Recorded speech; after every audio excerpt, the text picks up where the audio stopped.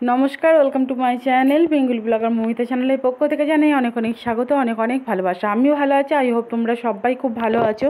তো একটা নতুন দিন, একটা নতুন সকাল নিয়ে তোমাদের কাছে আবার আমি মৌমিতা হাজির হয়ে গেছি। তো চলো ভিডিওটা দেখতে থাকো। আজকে মাহিকে আমি স্কুল থেকে আনতে চললাম এই সময়ে। তো প্রত্যেক দিন কি ঘরের উঠোনে বা রান্নাঘর থেকে শুরু করি, প্রত্যেক দিন একই জিনিস দেখতে দেখতে না বোর হয়ে যাবে। তার জন্য আমি আজকে দেখলাম রাস্তাতে যেতে যেতে আজকে ভিডিওটা শুরু করা যাক। তো আমি তখন ভয়েসটা দিতে চাইছিলাম, কিন্তু কি হয়েছে বলো তো, ব্যাপারটা হচ্ছে যে বাসের আওয়াজ, গাড়ির আওয়াজে এত আওয়াজ, বাপরে বাপরে। তো আওয়াজের জন্য আমি আর সেরকমভাবে কিছু দিতে পারিনি তোমাদের। তো এই দিকটা দেখাচ্ছি, এইদিকে নটকনে দোকান এইসবগুলোতে পাওয়া যাবে। আর এই দিকেটা না, এই দিকটাতে খুব অ্যাক্সিডেন্ট হয়ে যায়। আমি স্কুটি চালা শিখেছি, কিন্তু একটু ভয় ভয় করে। তোমার দাদাভাইয়েরও সাহস হয় না। তোমার দাদাভাইয়ের সঙ্গে থাকলে আমার অতটা ভয় লাগে না, কিন্তু একটু শিখতে হবে ভালো করে, তারপরে মাইকে স্কুল থেকে আসা নিয়ে যাওয়া এইসব করতে পারবো। আর এই কিছুদিন আগে একটা দুর্ঘটনা ঘটে গেছে, একজনের অ্যাক্সিডেন্ট হয়েছে। তো সেটা তোমার দাদাভাই আমাকে বলেছে, এরকম গাড়ি মুচড়ে গেছে, সেটাও দেখলাম। সেই জন্য আমার মনের মধ্যে একটু ভয় লাগলো। দেখলাম চলো, কিন্তু আমার হাঁটলে তো আমার নিজের শরীরের পক্ষে ভালো, কিন্তু মাহির একটু হাঁটলে কি মাহির একটু কষ্ট হয়। তো সেই জন্যই ওকে নিয়ে স্কুটিতে করে নিয়ে আসাই ভালো, ওই জন্যই ভাবছি। তো চলো, আর দেখতে থাকো ভিডিওটা। মাহিদি স্কুলের কাছাকাছি আমি চলে এসেছি, এই গলিটাতেই মাহিদি স্কুল।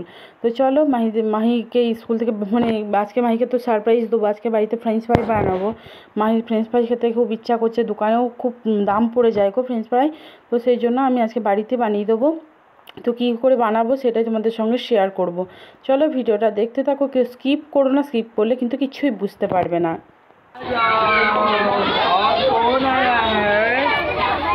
चंदू नहीं आया है, चलो आप लोग बैठना शुरू कर ले, नहीं आएंगे। Very good. चंदू नहीं आया। তোমার হাওয়াই মিঠাই কই?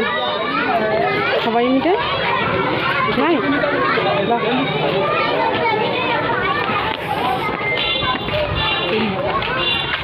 रुको रुको रुको, माही माही माही माही। सुन ना, हाँ बता ना, क्या रेट बोला? नहीं नहीं नहीं,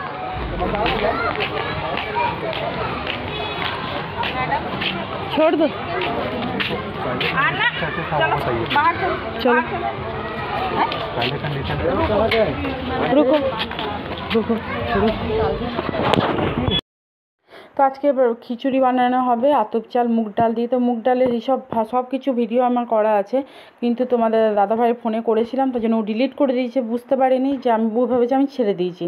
তো হাঁড়ির মধ্যে জল দিয়েছি, আর ভাজা মুগ ডাল দিয়েছি, তেজপাতা, এলাচ, দারচিনি, লং দিয়েছি। আর সবজি তো মোটামুটি আমার কাটাই হয়ে গেছে। আজকে সবজির মধ্যে দিয়েছি আলু, কুমড়ো, সিম, তারপরে বাঁধাকপি, ফুলকপি, এইসবই দিয়েছি আজকে সবজি। ফ্রেঞ্চ ফ্রাই কী করে বানাবো সেটাই তোমাদের সঙ্গে শেয়ার করবো। চলো, এইরকম করে মোটামুটি লম্বা লম্বা করে আলুটা কাটবে, একটু মোটা করে আলুটা কাটবে।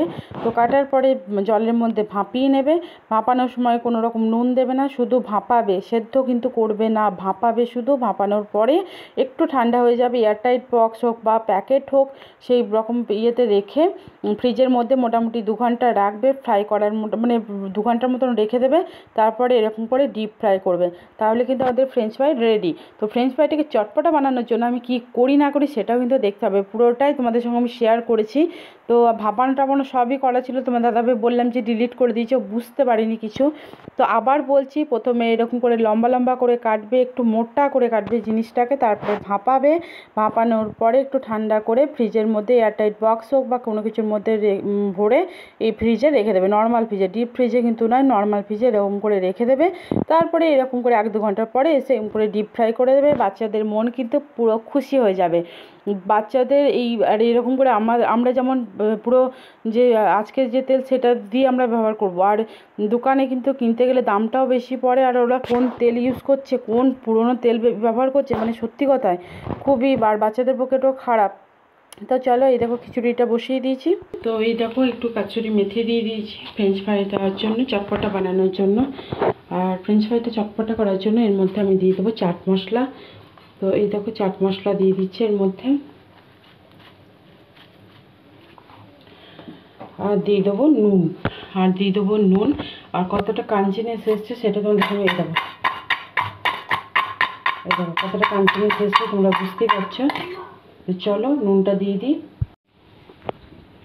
তো এর মধ্যে নুন আর কসুরি মেথি আর চাট মশলা দিয়ে আমি এটা রেডি করে ফেলেছি। এর মধ্যে আমি কোনো রকম ঝাল ফাল কিছু দিইনি, কারণ আমার মেয়ে খাবে, ও ঝাল খায় না। তোমরা দরকার পড়লে লঙ্কা গুঁড়ো একটু দিতেই পারো, কিন্তু আমি কোনো রকম লঙ্কা গুঁড়ো বা কিছু দিইনি। আমি এর মধ্যে নুন, চাট মশলা আর কসুরি মেথি দিয়ে আমি এটা সার্ভ করে ফেলেছি। চলো, আর এই দেখো আমার খিচুড়ির মধ্যে কিন্তু সব রকম সবজি, কুমড়ো, শিম, বিনস, আলু, গাজর সব কিছু আমি দিয়ে দিয়েছি। আর চলো এটা ফুটুক, তারপর আবার আসছি। কেমন হয়েছে খেতে? ভালো হয়েছে? পছন্দ হয়েছে তো? ভালো হয়েছে? খুব টেস্টি? দোকানের মতন হয়েছে? বেশ, খেয়ে নাও। তো দেখো কড়াইয়ের মধ্যে কিন্তু আমার তেল গরম হয়ে গেছে, আর এদিকে আমি এলাচ, দারচিনি, লং, তেজপাতা সব কিছু দিয়ে দিলাম। আর এই দেখো বাঁধাকপি, ফুলকপিটা আমি তুলে রেখেছি। তো কড়াইয়ের মধ্যে জিরে, শুকনো লঙ্কা, গোটা গরম মশলা সব কিছু দিয়েছি। তার মধ্যে পেঁয়াজ দিয়েছি, টমেটো দিয়েছি, আর নুন আর হলুদ দিয়েছি।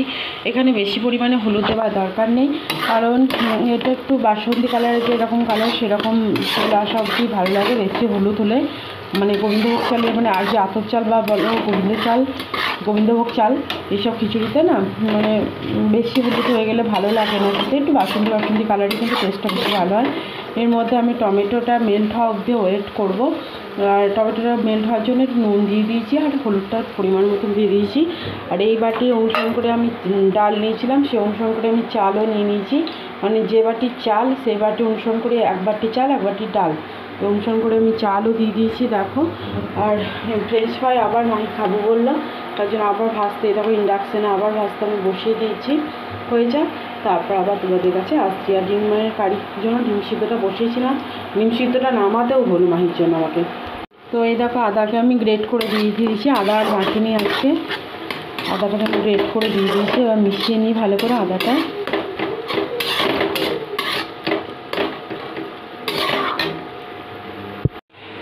তো আদা বাটাটা দেওয়ার পরে জিরে গুঁড়ো, ধনে গুঁড়ো, একটু ফুলকপি আর বাঁধাকপি যে ভেজে রাখা সেটা দিয়ে দিয়েছি, আর একটু ধনে পাতা দিয়ে দিয়েছি। শীতকালীন খিচুড়ি বলো, তরকারি বলো, যাই বলবে বলো, একটু ধনে পাতা না দিলে না মনটা ঠিক শান্তি হয় না।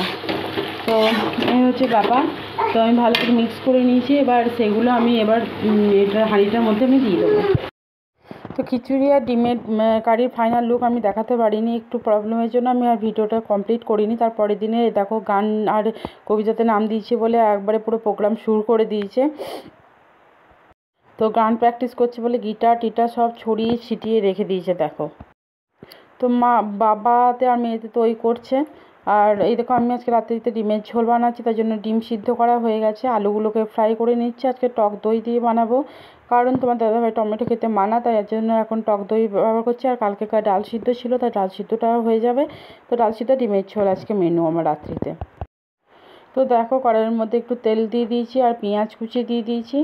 আর এরকম গরম গরম ডিমের ঝোল ভাত খেতে কার কার ভালো লাগে একটু কমেন্টে জানিও তো। এই শীতকালেতেও জাস্ট অসাধারণ লাগে, আমার খুব ভালো লাগে খেতে।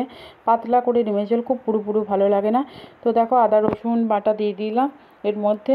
তো মশলাটা এবার ভালো করে কষাবো। আর পাটির ভিডিও কিন্তু খুব তাড়াতাড়ি তোমাদের কাছে আসছে, এই শীঘ্রই পাটি। তো দেখো আমার কিন্তু ডিমের ঝোল মোটামুটি রেডি হয়ে গেছে। সব কিছু মশলা দিয়ে দিয়েছি, জিরে গুঁড়ো, ধনে গুঁড়ো, হলুদ গুঁড়ো সব কিছু দিয়ে কিন্তু আমার হয়ে গেছে। আর টক দই দিয়েছি, আর একটু টমেটো কেচাপ দিয়েছি। যদি শোনো তোমার কথা মতো টমেটো কেচাপটাই ব্যবহার করছি, টমেটো ব্যবহার করি না। তো চলো আমার রান্না কমপ্লিট। তো ভাত, ডিমের ঝোল সব বেড়ে নিয়েছি, দেখো খেতে দিয়ে দিয়েছি। চলো বাই বাই, সবাই ভালো থেকো, সুস্থ থেকো।